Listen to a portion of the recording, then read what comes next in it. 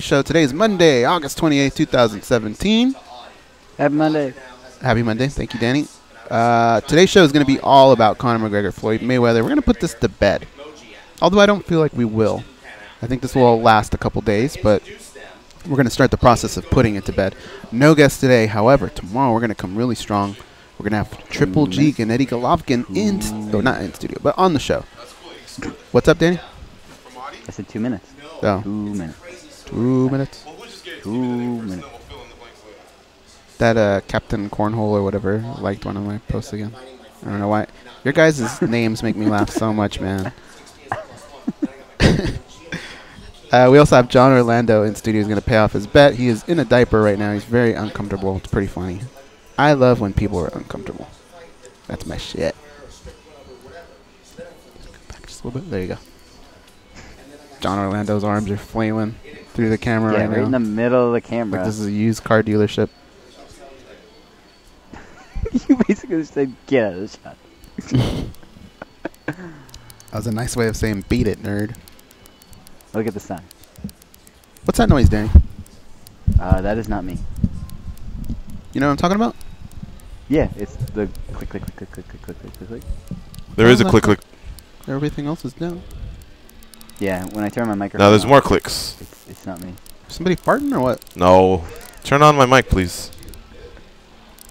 You are on. Goze. Oh. It must be a different. Oh. Am I there? Up in 30. Did they unplug you? Hello?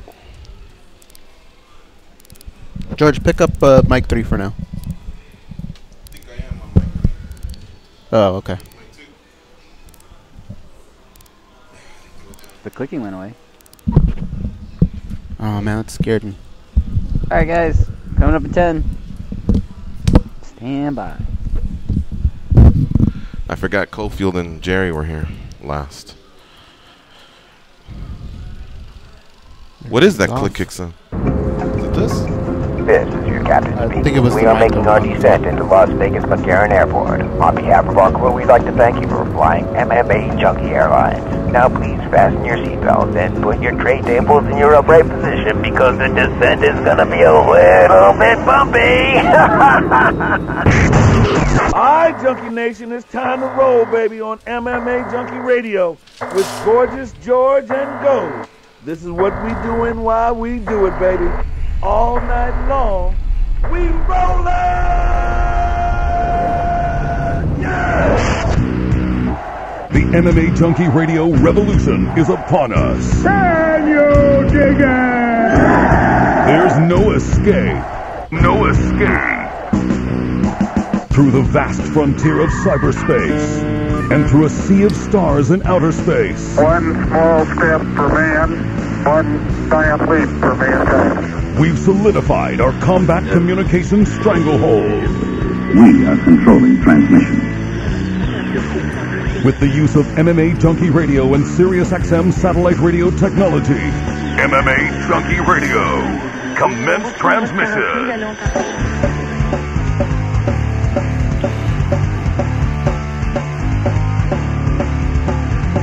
Live from MMA Junkie Radio HQ in the fight capital of the world, Las Vegas, Nevada. Here are your hosts, Gorgeous George and Goze. From the fight capital of the world, inside the beautiful Mandalay Bay Racing Sportsbook, you are listening to the MMA Junkie Radio Show, the only show that matters. We're also MMA Junkie and Boxing today. Boxing junkie. Yep, I'm George and Goze. Back east, it's Danny Otto hovering around. You'll see him on camera for a bit. Dan, Tom, what's up, guys? You know, I don't know how I am today because on Friday I couldn't wait to put this all to bed. But today's Monday, and I'm actually excited to talk about it. Where do you want to start? Where do you want to start? Well, The fight. You want to do a timeline? let's do timeline. Timeline. All right. About 3 years ago, Conor McGregor. Just kidding. Let's see here. Look, as you all know, I think some of you know, most of you know, Goze and I were allowed to host a gig on Sportscaster and USA Today Sports. They came together, so we actually sat in the studio, gave up our tickets, and delivered a companion, a fight companion. Now, that's what Joe Rogan titles his. So I don't like saying fight companion, but it's the best way to say it because he's the one that's put it on the map. And so we were just a companion broadcast. I like the fight pal. The fight. Well, that's a struggle though. Oh. Well, I mean, it's The super fight it's close by, but it's such like an easy Alright, pick-off. But anyway, we basically did a companion broadcast where we watched the fights and then told you what we were watching, sort of a play-by-play, and our reactions to it. So we had a good time doing it, and so thank you first of all to Sportscaster and USA Today Sports for allowing us to do it. And as the night panned out, look, the undercard was fun. I enjoyed it, but the one thing we started hearing was the pay-per-view was going to start to get delayed. There was also people having problems with ordering the pay-per-view. And a lot of people. Yeah, but next thing you know, I look and I go, Goze, they're singing national anthems. Like, there wasn't much of a delay. Our director here told us there would be a delay, and he was encouraging more gaming if anybody had it in them or wanted to do it. You know, the crowd had kind of dispersed and gone into the private parties here at Mandalay Bay. So, you know, some people heard it, some people made the most of it. But as I was expecting a delay didn't really happen. There wasn't much of a delay. Right. And do you remember seeing the lights go off or anything? The lights Like, go off? yeah, you know how they do it just to prep the crowd. No. The crowd up a little. No, it just kind of Nothing. happened. All of a sudden, Connor's walking out, and I'm like, "That's it." Like, shouldn't this have been like a little bit of a little bit more spectacle, right? right? You know, like when Miss America or Miss USA or Miss Universe gets crowned, and they put that on her and give her a bouquet and the sash, and she's crying, and then she slowly walks out, like something like that. All of a sudden, he just kind of like is in the locker room. And he's through the ropes. It was very bland, right? It was, man. And I thought, what the, you know, like. And then Floyd make more of Mayweather, it. he comes out, and his was somewhat bland. He was wearing what was it, a ski mask? I a don't robber's know. I mask? thought he was going to rob a He's bank basically or telling something. everybody, hey, this is what I'm doing to It's your a pay-per-view robbery. money. Yeah, I'm robbing you of $100.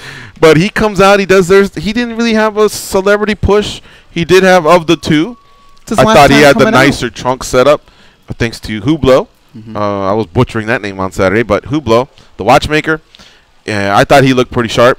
Connor had white trunks on, and I just was expecting more. Like, I thought it was old school. I kind of liked it. Maybe, okay, but you know that's just not Connor. So you know we've seen all these mink coats and I don't know, just more green, more emerald, more shamrock, something. But he came out, he did his thing. They're standing inside the squared circle, getting instructions. And, boy, the referee's looking at Connor like no shady business, basically, you know. Those are some long instructions. And now we're almost off and running. But where do you want to fill in the blank? By the way, tons of celebrities, the place to be. It did not sell out. I think 14 and change were there. And if I recall, for a big event, they can probably squeeze in up to 20. So people were saying they came up about 5 dimes short on the attendance. But, you know, from the people that I heard, they said it was pretty full. Was what they used. Yeah, off and running. I mean, when they brought him to the center of I always want to say the center of the cage, the center of the ring. If you look at their faces, it looked like Connor just had this determination on his face, and Floyd had this look of just I've been here before. You know, this is. Oh, thank you. Yeah, thank you very much. It was a face of I've been here before, and I've seen that face 49 other times, and. If you didn't already know, that was probably a good tip to just let you know this dude has not been phased at all by that tour. He hasn't been phased by anything he's seen in training. This is Floyd Mayweather's world.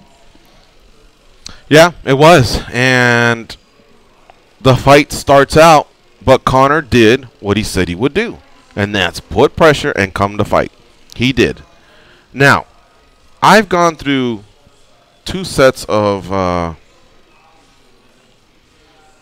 I've seen the fight twice. All right, I'm gonna tell you how I felt about it live. I felt about it live. What I felt was Connor was coming out and actually troubling Floyd more than upon seeing it again. So at the time, he was winning those rounds. Yeah. But at the time, I was also leaning towards: is this a gentleman that's getting old in front of our eyes? Did he have maybe an injury out there? Is Connor really the Messiah, the one that can just win anything he tries? I was having a little bit of those doubts. I remember looking up going, wow, would have been nice to get that draw. Because Connor, in our scorecard, had won at least 4 rounds. We were executed game plan that he called out. Everybody who knows boxing, who knows MMA, we all said this is the way it's going to go down. I think Floyd just took it a little bit longer than we all expected. But he did what he had to do. And when he was aggressive, he was aggressive. Anybody that had Floyd by KO did touch on a little bit of what Floyd did. It's just we were all wrong, including myself. I thought 4. That's the round I stuck with. 4? I started entertaining 6 a little bit when I started hearing other experts chime in, like boxing experts, I should say, chime in. And I just thought he would recognize earlier the mismatch that was in front of him. But I guess what I didn't atone for was the fact that Conor is an exceptional athlete, an exceptional combat sports athlete who has, you know, some skills, definitely has power, and I think Floyd definitely wanted to make sure that, you know, he had forced him to expend a lot of energy. So that's why those predictions that came in at 8, 9, 10, they turned out to be the more accurate ones, especially the 9 and 10, because it was really close to ending in 9. 10, he really shut it down. Decision would have really surprised me. Not that night. That night it looked like it was going that way, and I thought, holy cow, boxing's crazy, man. Did Pacquiao lose in Australia not too long ago? Hell no. But they gave it to him. Hometown cooking, right? Happened against Bradley. How about Pacquiao against Bradley? I mean, there's been a lot of, you know, stuff that's gone down in that sport for sure that leads you to believe anything can happen. Plus, I had a couple Coronas, so my mind was wandering. It was sponsored by Corona, and I thought, okay, I'll limit myself to 1 or 2. I got to definitely be spot on for this broadcast, but my mind was wandering, Goze. A lot of things must be I sponsored by never Corona, think the fucking fix is in, dude. If the fix is in, we're frauds. This show's a fraud. Like, literally, that I guess we're talking about that. So I never let myself think that the fix is in or anything like that. I know a lot of people like to think that the earth is flat and all that shit. No, that ain't me. But for that moment, I was thinking, big bets coming in. Did you hear about Conor? 1 million before? This is true. $1 million came in on Conor. I started thinking, oh man, hold on a second. You know, this is the electronic age, the internet age. What the fuck, you know? No, dial it in. That can't be true. And just as that was happening, Floyd's coming back and he's starting to put on a little bit of a clinic.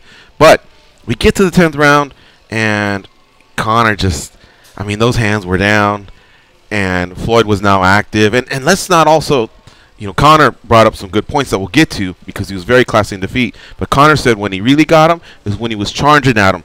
Lower down, moving his head, covering up, and that's something Conor didn't really train for at all. He trained for the different types of movement, stances that Floyd might have, the different tactics, but he said that one completely caught him off guard, and that's the one that was troubling him because he was really, really charging at him, and Conor just... He would come over the top with the right hand. Yeah, and Conor just wasn't ready for it. So in the 10th round, he's just not throwing back. Floyd puts the finish on him. He landed some really solid punches, and I thought the call was appropriate. Conor says he would have wanted to go out and fall down. I don't think long term that would have been the best decision because I just don't think it was a winnable fight for him at that point. So the referee probably had a little bit of just mercy on him. We had seen enough. Again, he wasn't throwing back, and it was a barrage, and we hit him with some really, really good punches, and he was open to really, really take a bad one. So now we're thinking of, that's our boy. We want him back in MMA. He had already proved this point at that point, you know, that he could go out there and at least box with Floyd Mayweather.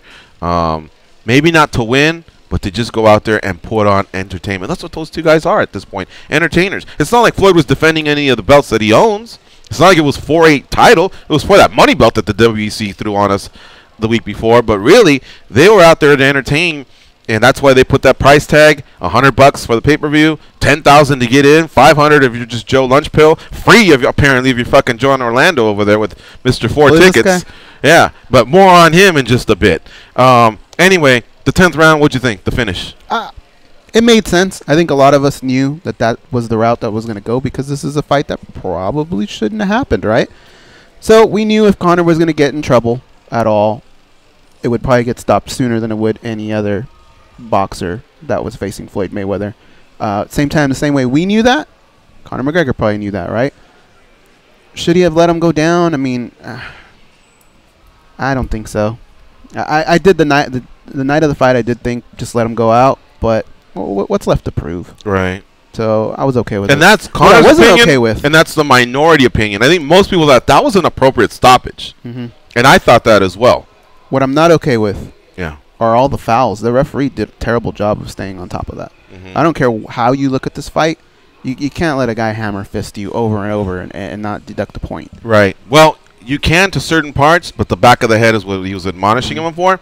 Showtime's going to show us. So the third time that I watched the fight, because the second time, unfortunately, was in a foreign language, I want to hear what Robert Bird's communicating to Conor McGregor just to see exactly, to get to all that and see what all that was about. Because we had the volume, but it was loud here at Mandalay Bay. I couldn't hear it. Second time around, it was in a foreign language. So I definitely want to hear that and see that, And again, Showtime's going to present it on Saturday. So you in? You want to see it on Saturday? Oh, hell yeah. I'd definitely like to see. I'd almost like to do another companion on Saturday just to catch everything we missed. Anyway, we get to the end of the fight, and of course, much respect between both, a nice embrace. But I think by then, everyone had their fill. Even the celebs that paid $10,000, which for them is a drop in a bucket. But anybody where it hurt, maybe to put some money out, like a Buffalo Blue, that's hard-earned money. But he did it. He came back about 30, 45 minutes later. What did he say? He said, "I have no complaints." There was a form of entertainment that took place, and that's why, arguably, one guy's banking $300 million in Floyd Mayweather. The other is Conor McGregor, $100 million. Even the UFC, $50 million. I heard. So kind of wins all the way around. It went as well as it possibly could have gone, I think. But what happens next is the big question. Well, let's actually talk about how Conor handled the loss. We know Floyd Mayweather's kind of grown up. I'll say he just went out there and I think said the right things. Praise to the opponent. Thank you to his team. Thank you to the fans. He wasn't really like a punk at any time, and I think he basically just couldn't wait till this morning until he can cash that check.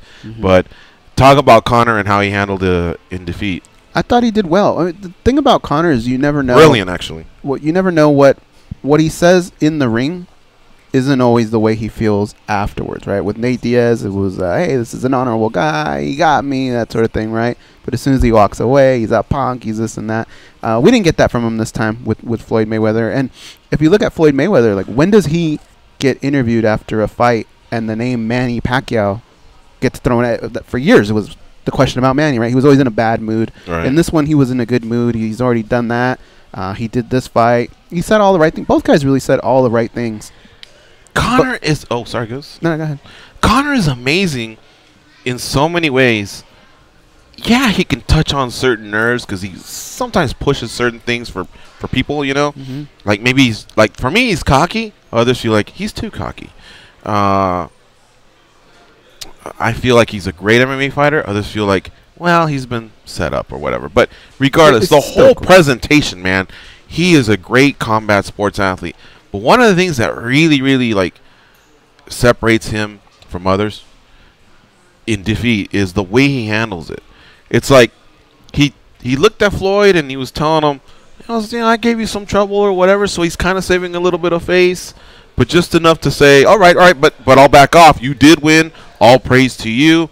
And then he talks about what he did wrong. Again, nothing where he makes you feel like, wow, I missed that. You really, really need to put in work over here. He talked about his cardio, and he says he hits this block around the 5th or 6th round. I guess comparably in MMA it would be maybe like the 3rd round, where he just seems to like exhaust himself, tire, but then he recoups. And he talks about needing to work on that. And you remember he talked about energy output versus Nate Diaz in the first fight and how he needs to manage it, and he went back and he fixed it. So anyway, as he's talking about this, I'm thinking, brilliant stuff, like literally. In no way is he, he's declaring himself the number 2 to Floyd's number 1, but at no way is he letting number 3, 4, and 5 know you're anywhere close to me either. Yeah, and I got to give Floyd some props on all this stuff because he had every right to say, what's up now, MMA? This is our world, this is boxing. He complimented Conor. He said he didn't really think he was going to be that good, but he was impressed, and I thought Conor did the best he could do in that situation. Floyd could have said a lot of things. He could have said, I carried him 10 rounds. We were in the 10th round because of me. I let it go 10 rounds. Right. He was cool about it. And let's talk about that. When I did see it the second time after I had read and heard from a lot of others, I could see how he, his output was really low. And so that's why I was thinking, is he here to fight? I get the strategy, but, I felt 4 rounds was quite a long time. And with boxing scores the way they can be, I just thought, that's too much. But, you start to hear him talk about he felt some power, but he also knew he was pretty safe. Now, that said, Conor did land a couple stiff lefts and a nice uppercut. So there's a little bit of playing with fire there because it's not like he hasn't been staggered like Shane Mosley staggered him. Plus, again, You get older, your speed goes, your reaction goes, your chin can go. So he played with fire a little bit, but still, he did it. He called it, and that's what I saw the second time around. Now, what's really, really getting on my last nerve is there's a lot of Monday morning quarterbacks out there who apparently spotted all this and called it. Dude, in my opinion, there was people that were right, and there were people that were wrong. And there were also people that were right in that Mayweather won, but wrong in how he got there. You know what I mean? I mean, be humble, show some humility, check your ego, address it, because that fight was really hard to predict the way it went down, and I don't know anyone that called it just like that. I thought a lot of people did. Just not, like that? Not round 10, but yeah, you know, Floyd. I mean, did you expect Conor to come around and you know, do that? You can't call every and the hammer fight fist. either, right? I mean, I think people were expecting. What's that? I said you can't call every second of a fight, but I thought a lot of people's analysis was Floyd's going to let him win early and feel him out and then turn it on. And but did anybody go as far as fourth round? I kept hearing the first, the second, 4. Oops. No. That's what I'm saying. And the way people are talking down to each other, it's like I think you're losing sight of what this was. It was an event. There was a right or wrong. Bets will be paid off. This, that, whatever. But I mean, both bets will be paid off in full. I mean, a great event took place, is what I'm saying, and there's a lot of people that are. It was worth the money. I mean, this could have been dog shit. It really could have, but I thought it was worth the money. We're hearing over 80 million was paid up at the gate, and that breaks the record of 72 million between Mayweather and Pacquiao in May of 2015. We'll get exact figures when we can. 14,000 and change were at the T-Mobile Arena, less than the 16,000 and change that Mayweather Pacquiao had. Leonard Ellerby said it best. We got it wrong. We got the pricing wrong. And again, the celebs, the athletes, they have no problems paying the 10 G's. The whales that come to town, you know, some of them are comped or whatever, but whatever they have to do, they'll do it. And the 500s, the 1000s, even the 1500, maybe even 2000, people might pay that. But there was a spot between those two, seats that were 8, 6, 7, 5. People ain't paying that times 2. Get out of here, you know. And I think that's what happened. We heard that people from the top were asked to come to the bottom. So if you see pictures of empty seats at the top, those were the $500 tickets. It's just they were allowed to come in and fill in a little bit. Yeah. Either way, it was a great event. One thing that didn't happen was it wasn't like it didn't turn into. A lot of people felt like it was going to be Ireland and some TMT. What I'm hearing, it was a well-dressed crowd, a well-to-do crowd, but not a passionate like hooligan or. That's what it's a Super Bowl crowd. It was a Super Bowl crowd, exactly, like fanatical crowd. It was a Super Bowl crowd. The fanatics, everybody that was a major McGregor or Mayweather fan or whatever, those were the people that couldn't get in on the 500,000s. They maybe just ran out, you know, sold out, or they just didn't have it. They were outside the arena. The Irish didn't come over and take over like they do in MMA. There was some great pockets of it, but nothing like I think we've seen in some of the other fights. Definitely not. Yeah. No, that was all on the strip. Either way, though, a win for MGM Resorts. We're part of that family. We're stoked for that. A win for the two boxers. I think a win for MMA and boxing too. Yeah, I mean it is. All right, here you didn't like the. That was a lot of eyeballs. The Monday morning quarterbacks. What I didn't like were the statistics. I think it's silly to compare what Conor McGregor did versus what Manny Pacquiao did. Exactly, that's what I'm saying. We're in a different boat, guys. It's not the same boat. Right? Floyd had to let him get a lot more of that in because, again, he wanted to let him tax his body a bit. It was borderline an exhibition, okay? Right. You just can't compare stats of what's going on here. Now, there are people that, I mean, I was dead wrong on a few things, starting with would I even watch the fight? But, like, guys like Max Kellerman, I mean, he's got to pay the price. He said a punch wouldn't be landed. That was a bit much. Yeah, Stephen A. Smith is a little over the top. All those guys have been really... You know what? I'm going to call you guys out. You need to step up your game, all right? I know every once in a while you and I, we may say something silly in regards to basketball or football. We're never on the level of some of the bullshit I've heard people say about mixed martial arts and boxing up on the big screens. Like, what the hell's going on? I think I even heard on or read on Twitter that Bayless still isn't saying, you know, the right things that the referee and his style of refereeing may have caused Conor the fight. What the fuck is that? I don't know, man. I really don't. I mean, it's like if you're a Fox official or the president, are you saying, hold on a second, hey, when's this guy's contract up? Like, I get he's entertaining and all, but like we're gonna lose, you know, we're gonna lose credibility here. What's he doing? Even if you don't know, you can't bullshit your way through something. Like, put more effort into this, guys. I hear you there. The pay-per-view ordering delays, the rumors that were out there. I heard it was cross-country, but especially in California. Rick from Alaska, actually, he had problems. He had to scramble and get to a bar. So they were for real. There was also just a delay in the way the card went, because from the co-main to the main, it wasn't what we thought, which would be about a 30-minute filler. You know, and again, those anthems and the celebs or whatever, anybody that may accompany the ring walks, they weren't what they usually are. It actually was tidy. You know, it was really, really tightened up production, and it worked out. But this thing got off at the time, I think, maybe 15, 20 minutes than it was supposed to. But those pay-per-view ordering delays, it's unfortunate, and I would definitely go after your cable and satellite providers and you know, try and get your $100 back. I mean, you do have a right to that. A lot of people were asking me, do we? But I don't feel bad, because we said it over and over. If you know you're going to get it, just get it early, because this has happened before. Yeah. Yeah, we certainly did. What do you do now with Conor McGregor? We know Floyd's retired. He's pretty adamant about it. I'm sure a $500 million fight might get him out, but I believe that this is enough to cover the IRS bill, and for sure, more than enough. For sure, you know, pad the wallet. Could probably buy the IRS with what he made. Look, here's what's going to happen with Conor McGregor. I think one thing we do know, he ain't fighting this year.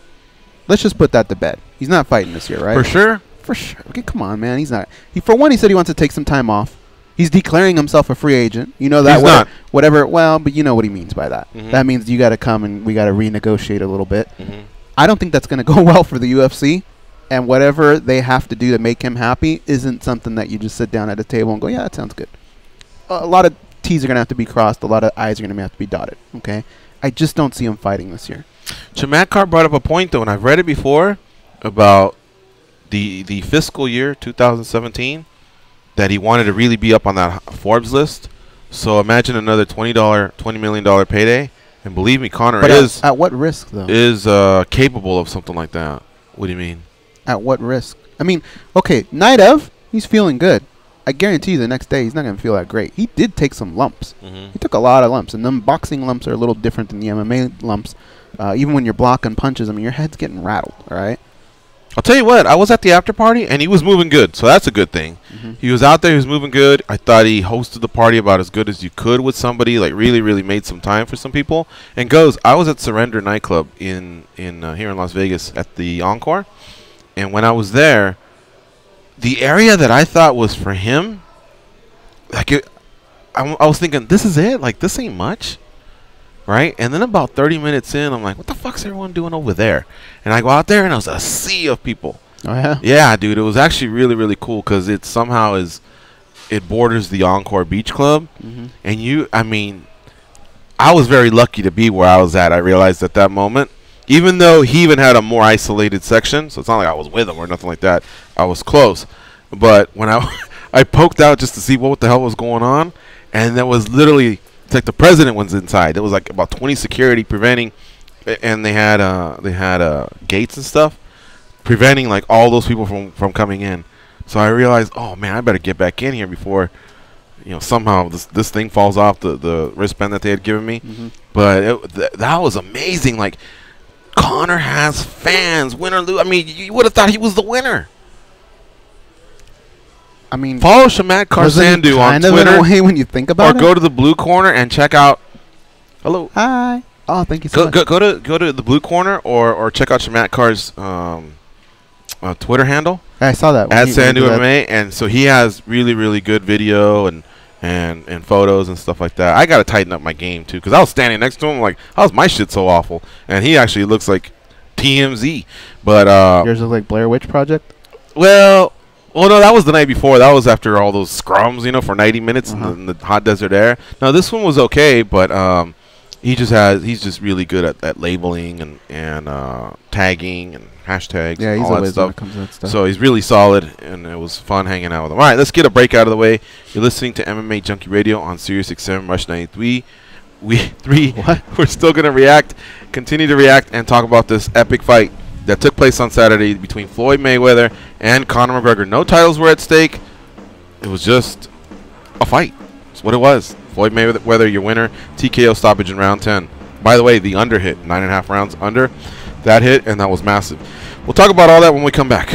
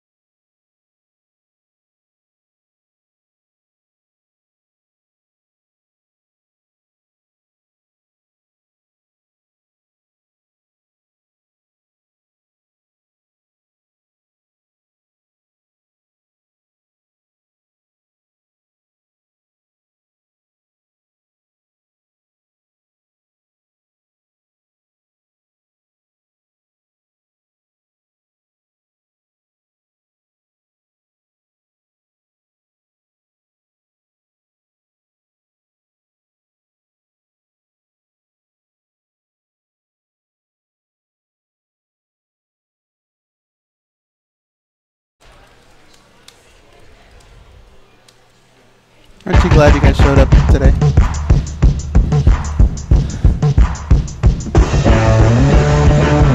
They can drink Mentos-flavored Diet Coke without their stomachs giving a single fuck. They are gorgeous George and Goze. And this is MMA Junkie Radio.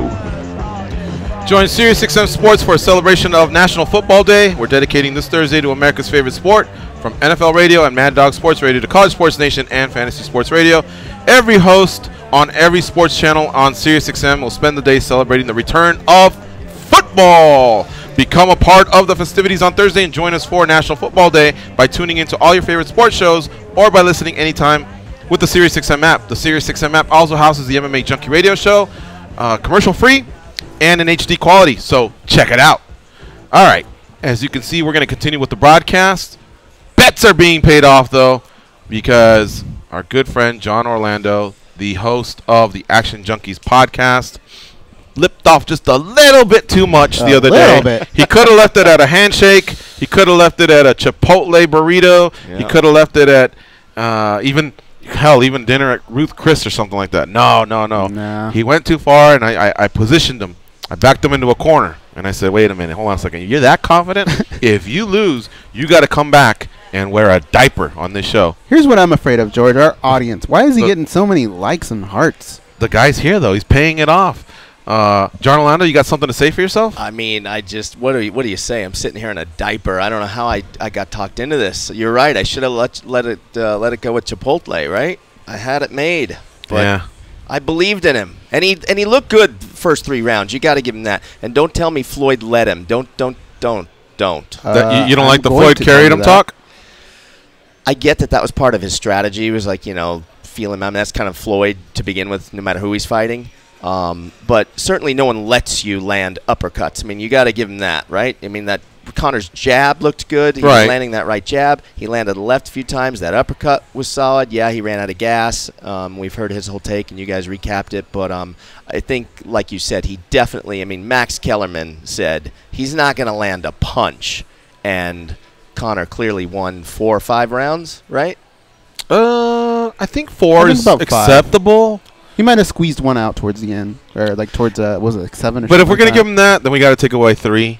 You know what I mean? Maybe. Sure. Like, it was close. I think from what I saw, and I follow most of the MMA media people, but I saw 5-4 Floyd going into the championship rounds, which are 10, 11, and 12. It turns out, and we'll hit the judges' scorecards in a bit, because that's another argument, a point of contention, discussion, whatever. Can you believe one judge had it 8-1 going into 10th? That's insane. Yeah, that's crazy. Now, see, that's the scary stuff. Yeah. Imagine how scary that could have been if it was like an 8-1 Connor call or something like that. Yeah. For Floyd to know, holy crap, if I didn't finish this cat, I'm no longer 50-0. I'm 49-1, and Connor's now the greatest thing ever. Mm-hmm. Forget sliced bread, way greater than that. Not the biggest and most popular athlete ever, because I still believe. There's like that level of Jordan, Brady, Ronaldo. You know what I mean? Like, yeah. But still, in the combat sports world, he would have been number 1, I think, of all time. Of all time. But let me ask you guys. Well, that was the Muhammad Ali. Sorry, Mr. Ali. May he rest in peace. But yeah, that he'll always be there. And I'm getting out of control. Yeah, this whole it didn't happen. So there, continue, John. Let me ask you this: if we're gonna call him the best, many call him the best boxer ever. Shouldn't he be able to put away a guy that has an 0-0 record as a boxer? Shouldn't he be able to put that guy away? He did. In round 1? Oh. Round 2? Come on. Do you think there's any chance Floyd could get out of round 1 against any UFC fighter in the octagon? Well, here's one thing Floyd did say, that he's not what he was. And so he also paid tribute and respect to Conor. But he wasn't what he was, and I think it was his way of saying, without having to say it, them young cats. A young cat would have taken me out. Someone in their prime I think he would have trained harder taken me too. out. But yeah, perhaps, yeah. It would have been a hell of a fight. I think he knew his limitations, so that's why he, did what he did. But I hear what you're saying, John. I mean, yeah, in the end, rounds 8, 9, 10, all those, that's what rounds 1, 2, and 3 should have looked like, but they didn't. There are people gathered at the window. But I mean, and I'm not even talking about what Floyd thought about the fight pre-fight. I mean, all of the quote-unquote experts, I mean, I heard people tell me it would be like taking a football player and putting him in the NHL and having him play hockey. That's how much of a mismatch it is, or that's how much of a circus it is. Like, that was not a circus, what we saw Saturday night. I mean, Conor hung in there. I mean, do you agree with that? Well, again, he hung in there, I think, because Floyd had a certain strategy. I don't want to say carried him. If I did, I apologize if I maybe said that on Twitter, because the right words would be just he had a strategy and he was executing it.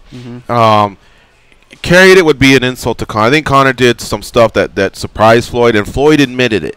So even the hardest Floyd fan can't say anything when your own guy's saying, you know, I had to take into consideration the man's skills, the man's unorthodox way of being. And I think a lot of people that called that early on, don't be a boxer, be unorthodox, they were right. See, and so Floyd just accounted for that, John, more than anything, and he knew that the longer it went, he would be the better conditioned athlete. Remember, Conor had to cut weight and then go back up. That's something he is familiar with in MMA, but again, for 15, 25 minutes, different muscles being used. This is boxing. It's a little bit different, and it's just punch output, punch output, punch output. So, I don't know. I mean, I thought he did the best that he could do with his abilities. I think if Floyd Mayweather had equal amount of time to prepare for a mixed martial arts bout, I don't think he gets anywhere near what Conor was able to do in a boxing ring. And so Floyd also said the reason he didn't, there were rumors that he wasn't training as hard, but I think what finally came out was he wasn't sparring as much, and he said he wanted to save his hands, and he's admitted it. I have brittle hands; they break, so I couldn't go out there and go hard in sparring and take that risk. Obviously, there was a lot of money involved. He had to get through this, and so he did less of that. And I think he knew, and I think early on he realized, okay, I can outpoint this. I can outpoint him. Let me just get through some rounds to get there. That's what happened. All right, so John, you stay quiet, shut up. And we'll address you when we need to. You just continue sitting there in a diaper. In a diaper. Themby from Oregon, start things off. What's up, Themby? Not much. How you doing? Good. Good. Thank you. I'm doing good. I just want to talk a little bit about the fight, about what you guys are discussing on there. Go for it. You know, it was pretty. I thought it was a pretty good fight. You know, I mean, I've seen a lot of holes that McGregor has in his boxing, you know, but I mean, a lot of people, they say, you know, because he's not a boxer, but man, I boxed for a long time in Oregon Golden Gloves and Washington Golden Gloves and regionals and nationals, and, you know, and I fought mixed martial arts, and, man, I mean, you have guys that are instructing you to box, but, you know, a lot of people, the boxing is pretty close to mixed martial arts, except for, you know, the stance, and, you know, you have to worry about throwing kicks, you have to worry about checking, takedown, but I mean, so what I'm saying is that it wasn't very hard for me to transition from boxing, you know, because I had a wrestling background base too, but it wasn't that hard for me to transition from boxing into mixed martial arts. But I saw a lot of holes, but I mean, like I've heard some people say, hey, you know, Floyd carried him, but I don't really think Floyd carried him in the beginning. I mean, he did give Floyd trouble. He was a little awkward for him. But I think that Floyd just, you know, did what everybody else, you know, you guys saying that he just let him swing himself out, you know, and run his tank down. It's weird because Conor McGregor knew that would be Floyd Mayweather's strategy, right? But he didn't have a choice because that's what he had to do. He had to go for it early, and if it didn't happen, it didn't happen. And you can kind of see the look on his face after about round 5 or 6. I think he kind of knew this just wasn't going to be his night. And not only was it not going to be his night, but I think the best case scenario was get that knockout early, but I think the second best case scenario was make it to the end. And I think around round 6, he realized I'm not going to make it till the end. Right. Yeah. When I seen him and he was looking tired, and then when he was throwing punches and he was dropping his hands when he was throwing punches, and his feet movement looked a little sluggish, and he wasn't getting away from some of those slow, kind of like a little jabs at Mayweather was just kind of like, you know, just just hitting him with a, you know, popping him and giving his range. And I seen he wasn't getting away from those punches, and I was like, yeah, it's going to come to an ending pretty soon. But I personally, I didn't think Mayweather was just going to go out and knock him out like in the first or second round, because that's not Mayweather. But I was surprised that he did walk him forward and take some of those shots that McGregor was giving him.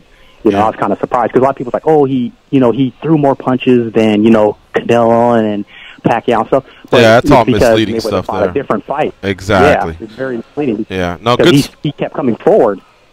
Correct. Good stuff from you, Themby. We really appreciate it. We got to move on, though, but appreciate that call. Good stuff. Marco from Waco, what's going on, Marco? Marco from Waco, ¿qué pasa, vatos? And John with the diaper, man.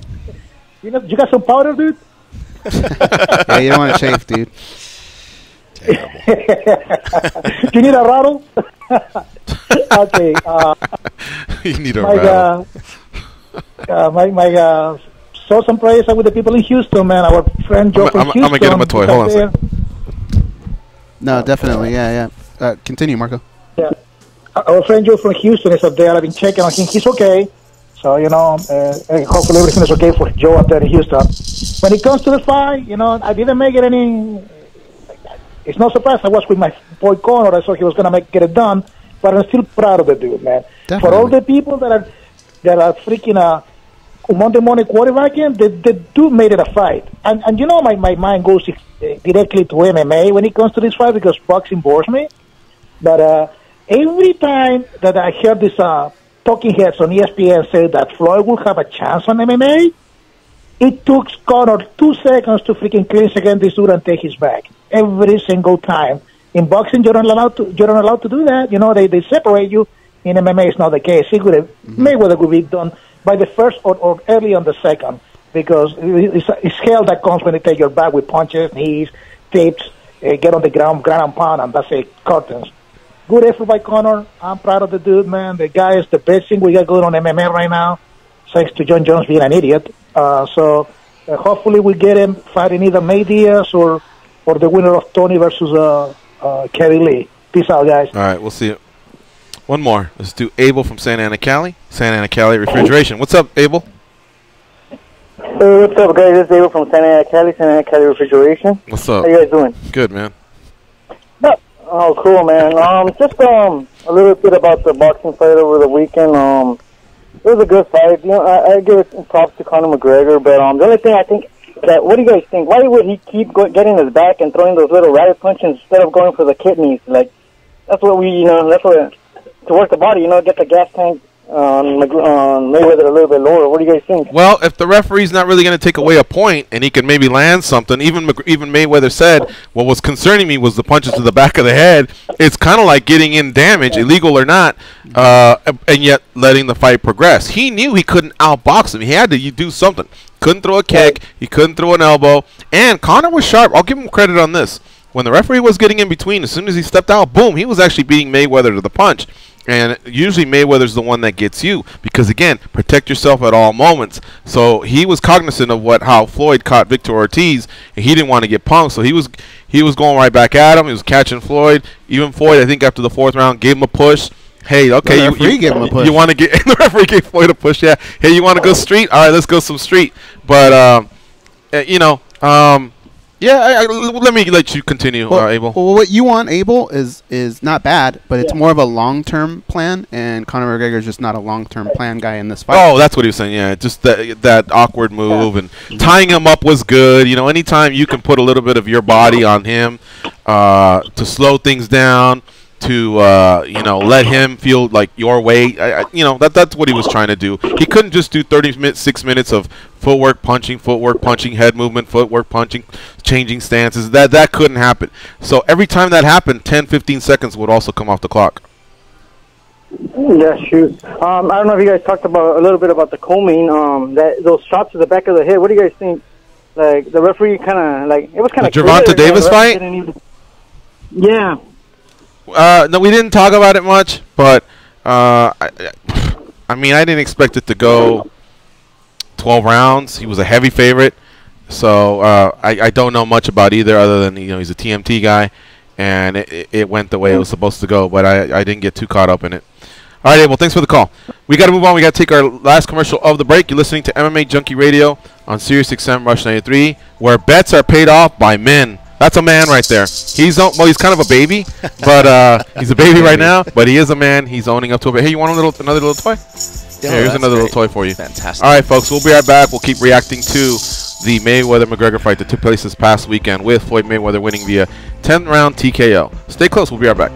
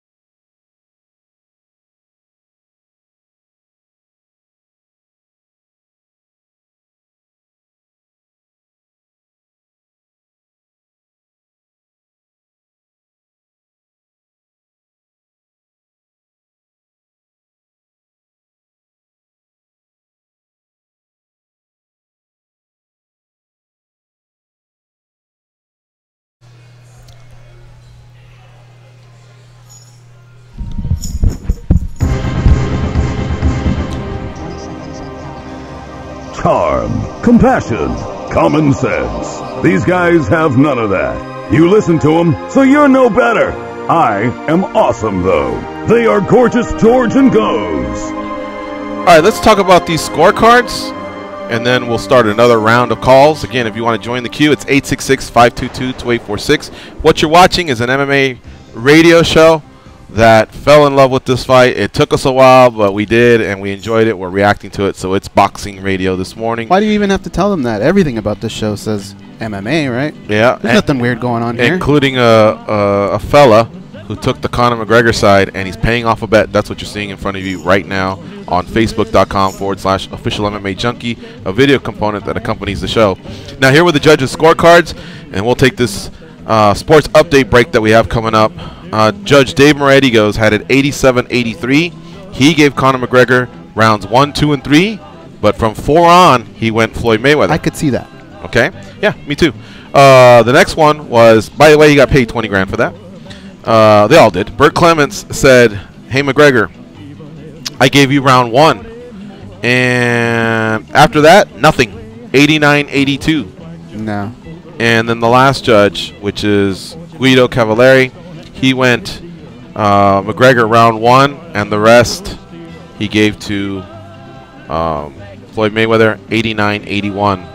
So, yeah, way off. In fact, one of these scores is a little bit off, but either way, 2 judges had Floyd dominating this fight. All right, quick break.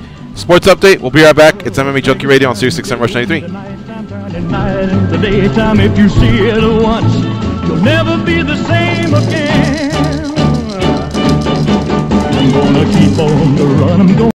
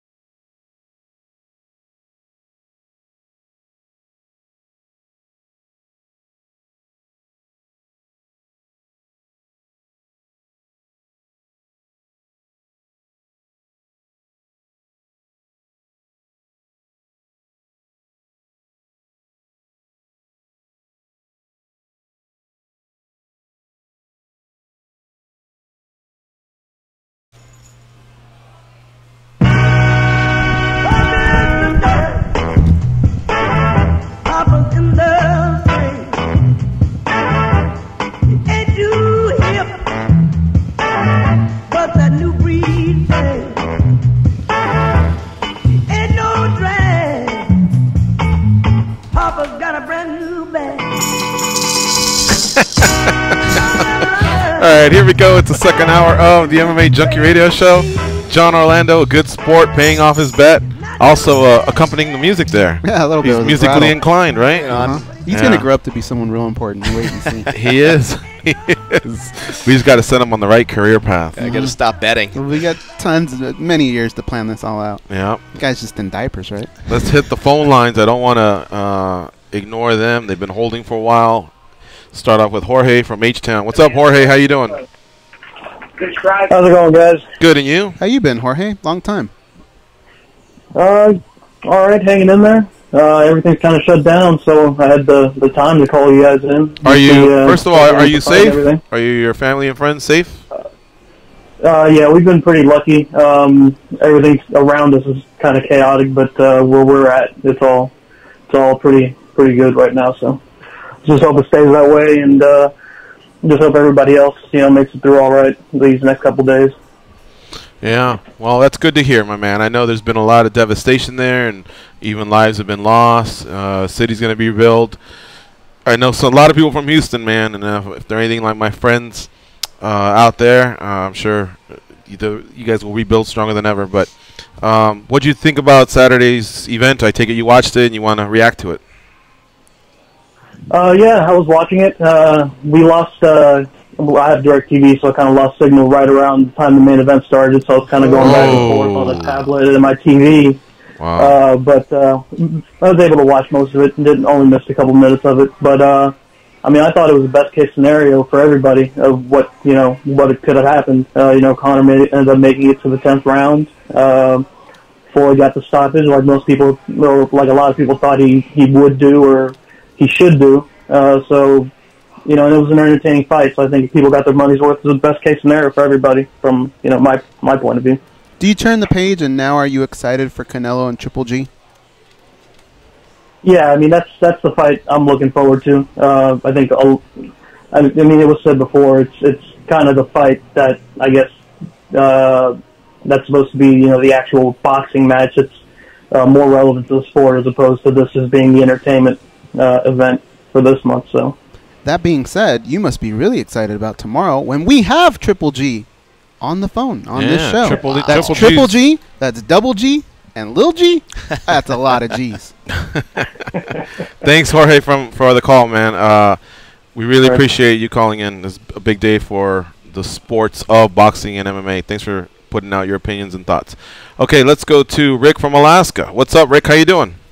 Hey, guys, I got multiple stun guns ready to go, okay?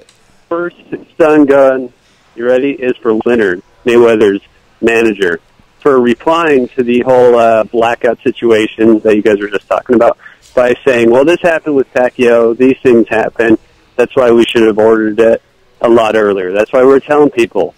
So stun gun for Leonard for not knowing what he was talking about. Now a loving stun gun is coming Goze's way. I was just about to stun gun you. Yes. Why didn't you order it early? No. I did. Here's what happened, my friend. After I called you guys, I ordered it early enough even to get a main Mac hat. I ordered it well in advance, multiple days. So that's why it's a soft stun gun, because I'm sure you didn't know and Leonard doesn't know shit. So in this situation, everybody who ordered it, whether you ordered it early, late, doesn't matter. Fight Pass blacked out completely. I was on Fight Pass. That's how we watched it. Right. But in California, especially like George mentioned, all right, I'll take the full stun gun. Inaccessible. Okay. The last stun gun goes to Fight Pass itself for their piss-poor customer service. This is the most people who's probably ever accessed Fight Pass. Not only if you ordered the pay-per-view, you got a 30 months free subscription. When people are asking for refunds on Twitter, they're showing it. They're like, we cannot give you a refund, but we can cancel your subscription. How is that a solution? And then they start sending people an email address they can complain to, the refund email address, and there's no responses. They send out 3 different emails.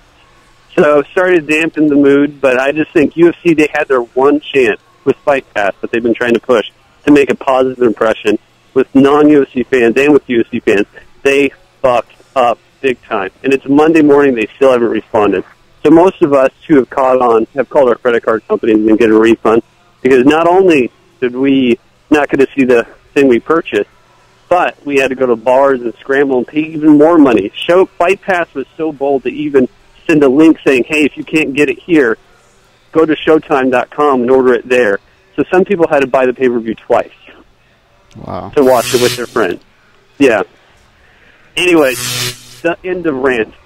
Otherwise, love the fight. Yeah, it was great. Got a free poster, and I got a Maymac hat headed my way. Only cost $100. Thanks, guys. All right, we'll see you, Rick. Let's talk to Hal from Chicago. What's up, Hal? All right, hey, Johnny O, man. Applause to you, man. That's a guy who's a man of his word. So, how much would it take for you to actually poop in those diapers? Well, you know, it's funny. The last segment, I had to pee, and I was going to ask these guys, hey, can I get up? And then I realized, just go. So, yeah, these are super absorbent. The box was accurate. So if you're in the market, yeah. You bought a box of them? You can't buy, you can't get just one. Yeah, there's no 3-pack. There's no, I mean, when have you ever in life said, you know, I could really I need one diaper. It doesn't happen. You know, we got to take this guy. What's that? I know an instance where somebody needed one. Yeah, I was going to say, we got to do one of those where like, hey, John, can you wake up early and save seats? Save seats for us. Yeah. And that way you're going to be able to outfox and outwit those that have to leave and say, can you save it? Nope.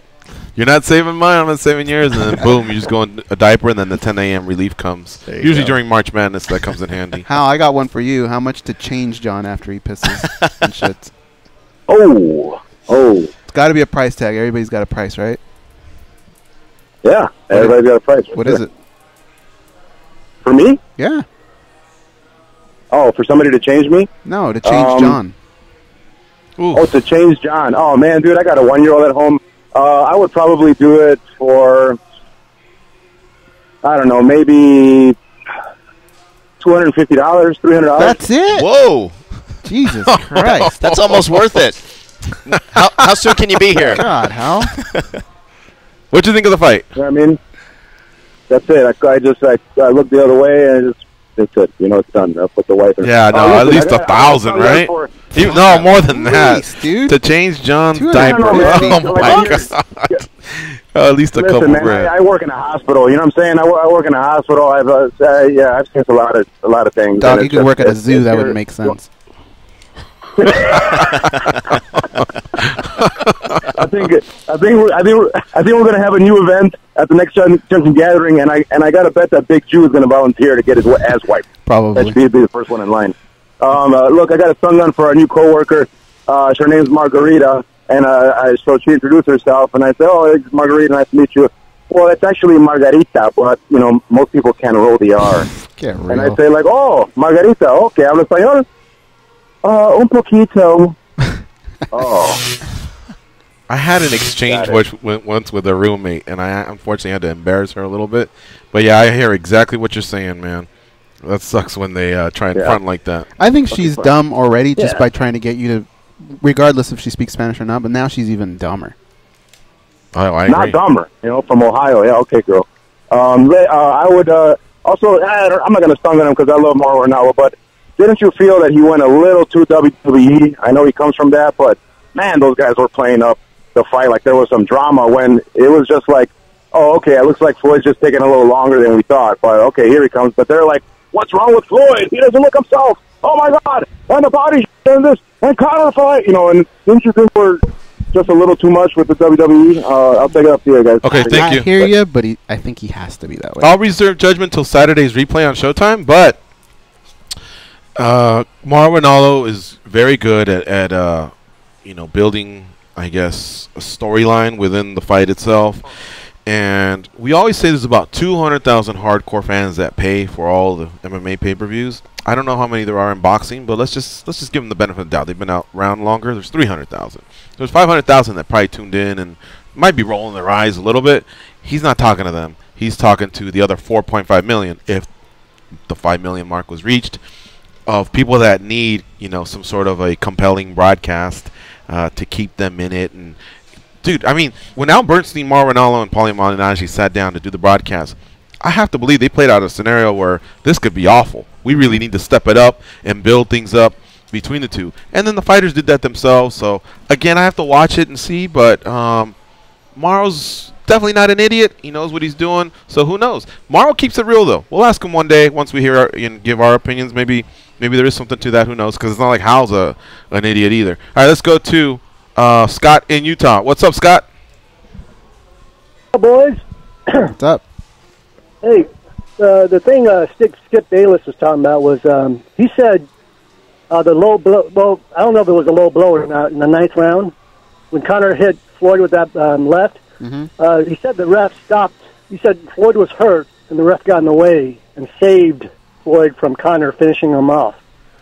Yeah, it's silly. Which I think it's far-fetched, but did you guys even think it was a low blow, though? I didn't think it was a low blow when I watched it live. It looked like it was on the belt line to me. I didn't see. Like up to their belly button, right? Right, exactly. I didn't see anything that was too egregious and anything that impacted the fight. Yeah. Did he look hurt to you, though? Did it look like he kind of buckled up, didn't he? Like he. Well, yeah, but Floyd's savvy, and I believe that's the way you get the ref's attention too, right? You got to play a little bit underhanded and dirty. Oh, okay. So, all right. And the other thing is, Conor said Floyd really didn't hurt him. He was just gassed. That's what eventually got him KO'd or TKO'd. It wasn't the punches. He was just gassed. Well, is that believable? I think he needs to see a replay, I mean, or part of at that's least true, right? rounds 9 and 10. Yeah, he was gassed, but I mean he was on wobbly legs. So like, is Floyd the hardest puncher he's ever felt? Probably not. I mean, someone's probably popped him with a 4-ounce glove harder than that, but. At the time, I believe he was hurt. I mean, he was getting hit with some clean shots. Those body shots, we haven't talked much about those, but those built themselves up as we got through.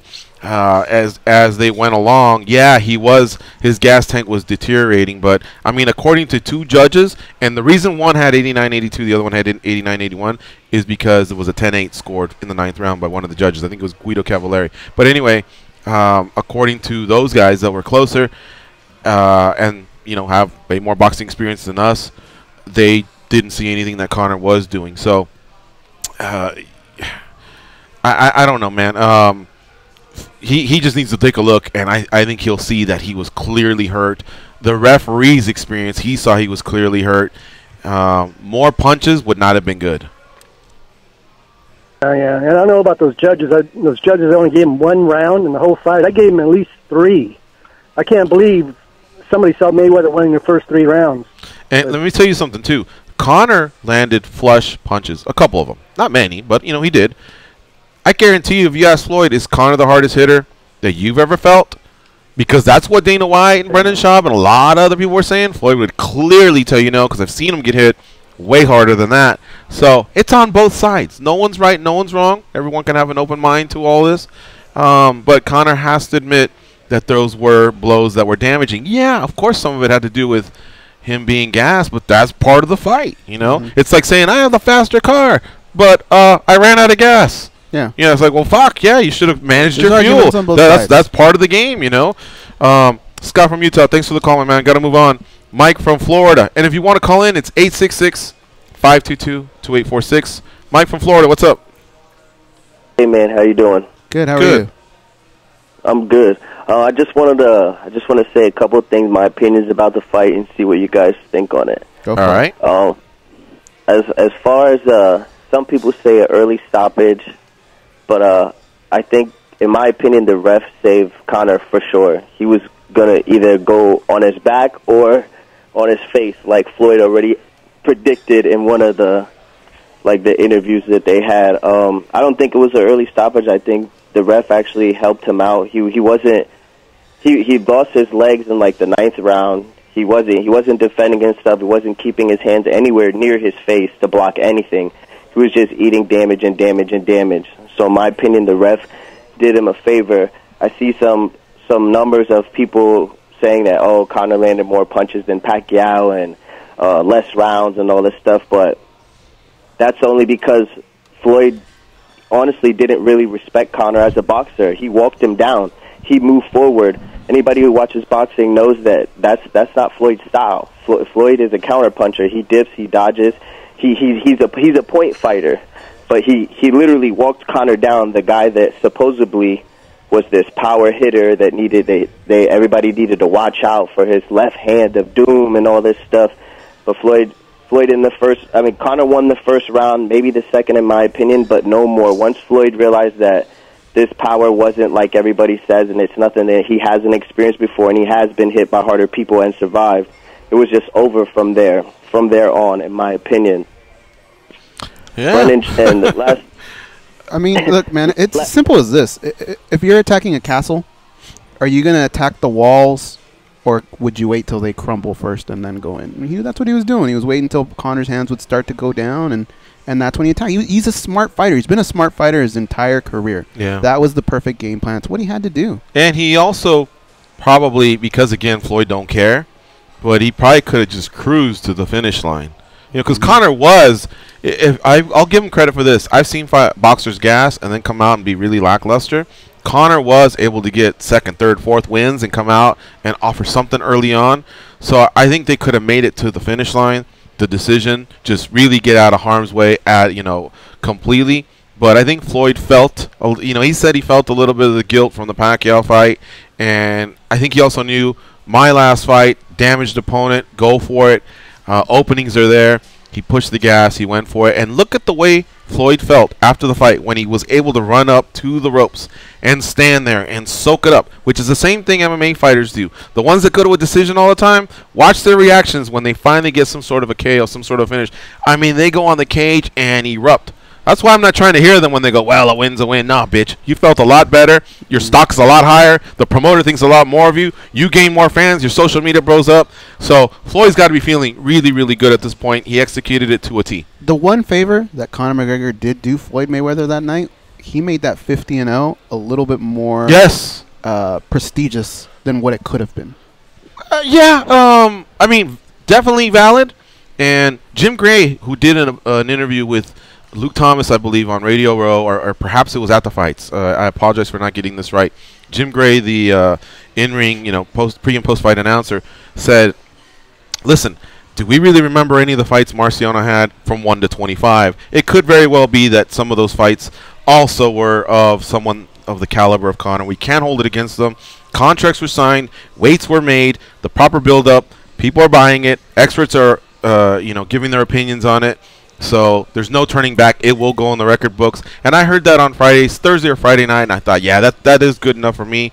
Gray's a respected guy, and well, now I'm saying it, so it should carry some value. Well, that finished it. That was the exclamation point. So for sure, Mike.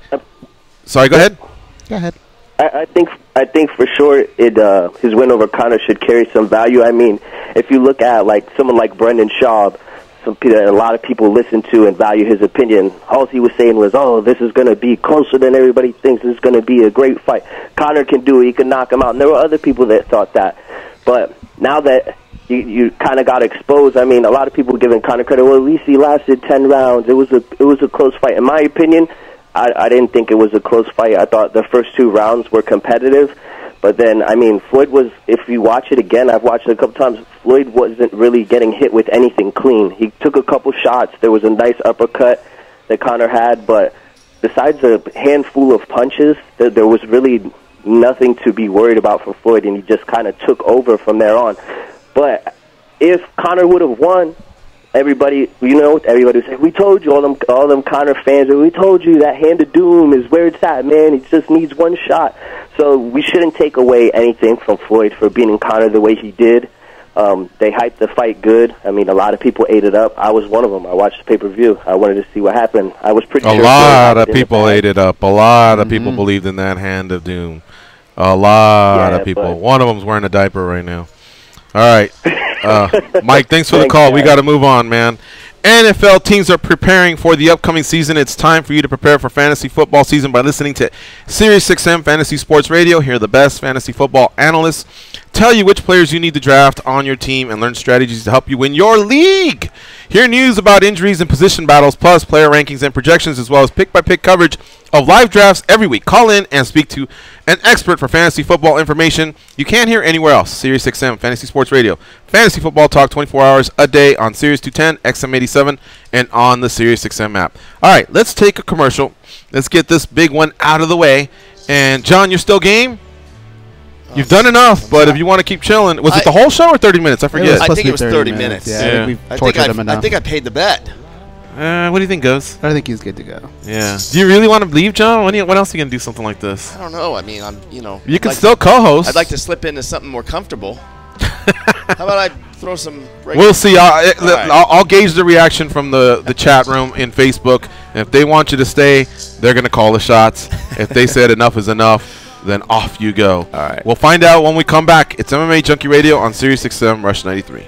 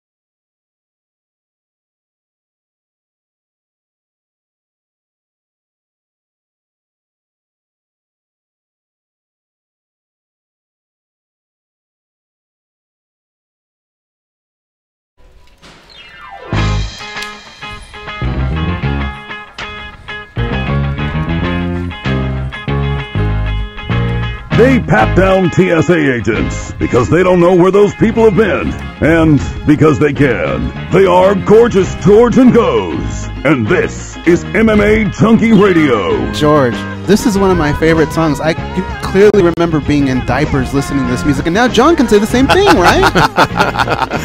Pretty much. Yep.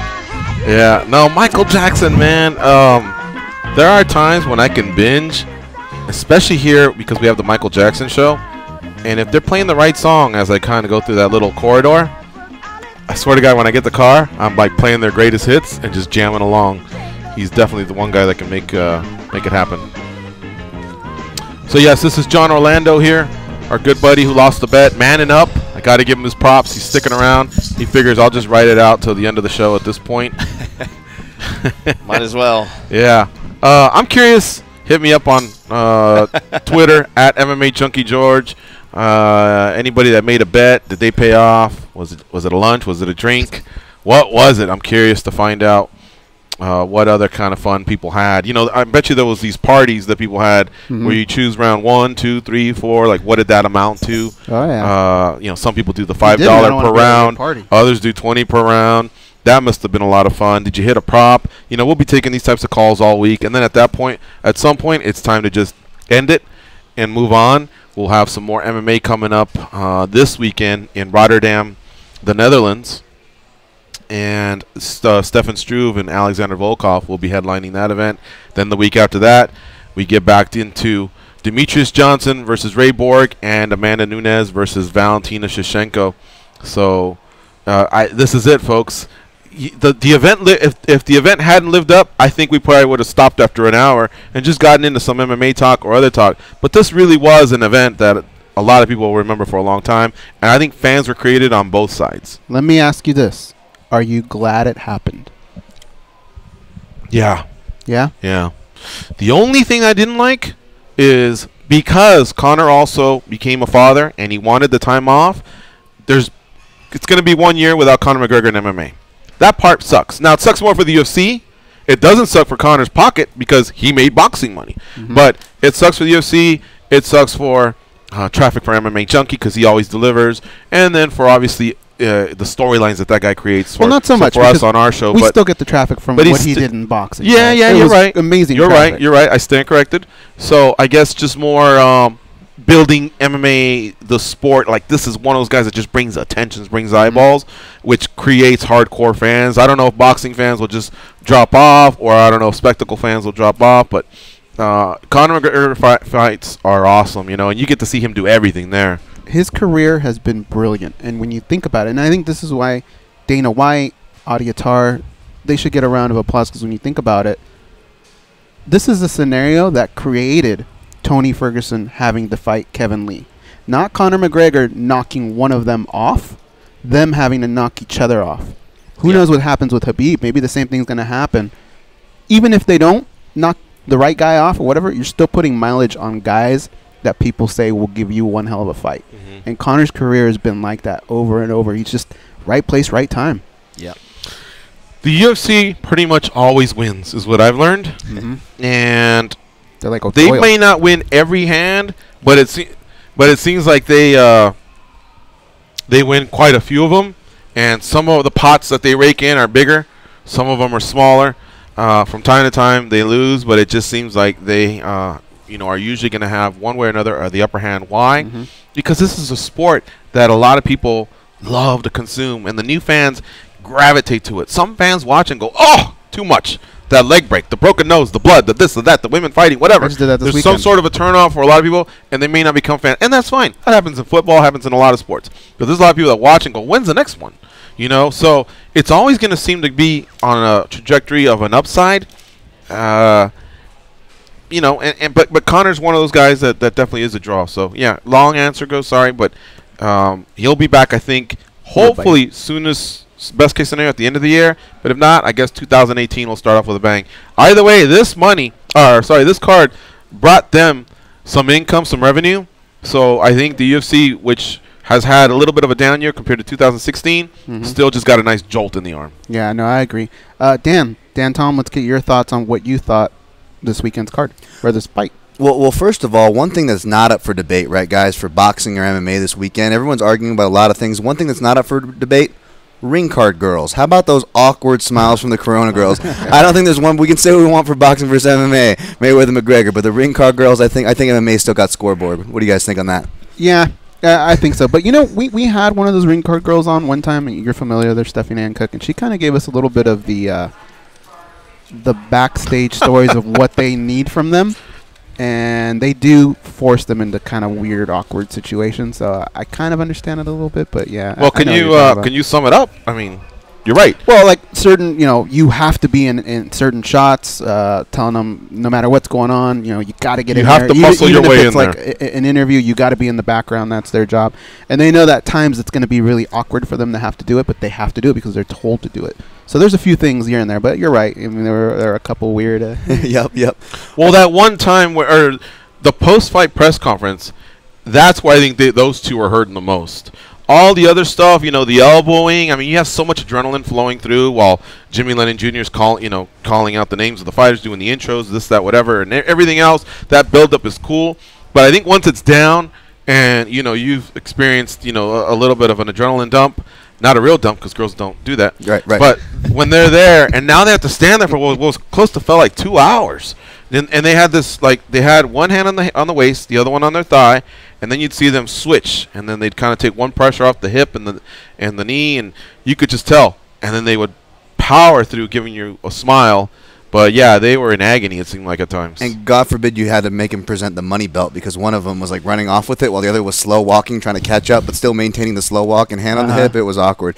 But about the fight, guys, I don't want a Monday morning quarterback, but it was pretty. I mean, I guess I can't say it surprised me too much because I had Mayweather winning. I was rooting for Conor, and I did think Conor would do better in the earlier rounds because that would have to be part of Mayweather's game plan. But I saw through 4, through 2. What do you think? Yeah, through the first 3 to 4, it would be competitive, and then I had Mayweather breaking him down with body shots, although they weren't as emphatic as maybe to the common eye. But I was talking to my man Coach Reyes, and he was telling me that Floyd was planning little body shots. Oh, the guy that was on Junkie Radio saying it would end in 4 or 3? I believe so.